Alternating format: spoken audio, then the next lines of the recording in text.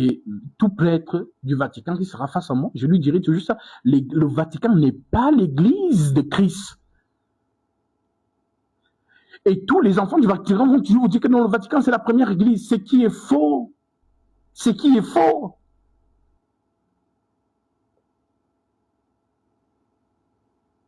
Ce qui est faux.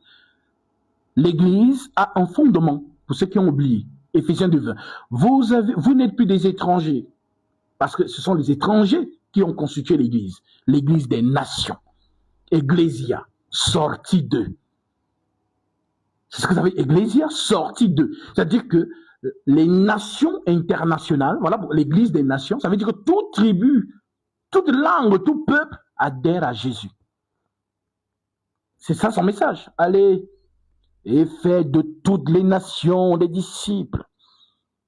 C'est ça le message. Donc toutes les langues, parce que la prophétie dit quoi d'Abraham? Toutes les familles de la terre seront bénies en toi.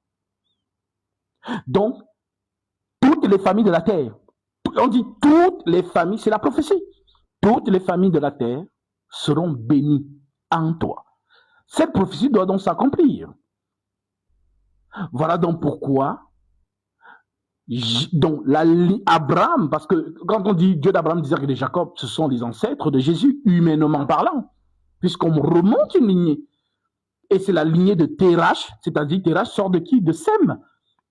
Parmi les trois frères, Japheth, Sem et justement Cam. C'est quel qui me dit Cam? C'est pourquoi, est-ce qu'ils peuvent nous apprendre? Si vous leur demandez Cam sort de qui, ils ne pourront pas vous répondre.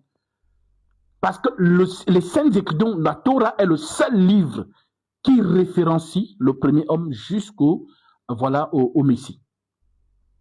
Les autres sont des contes de fées.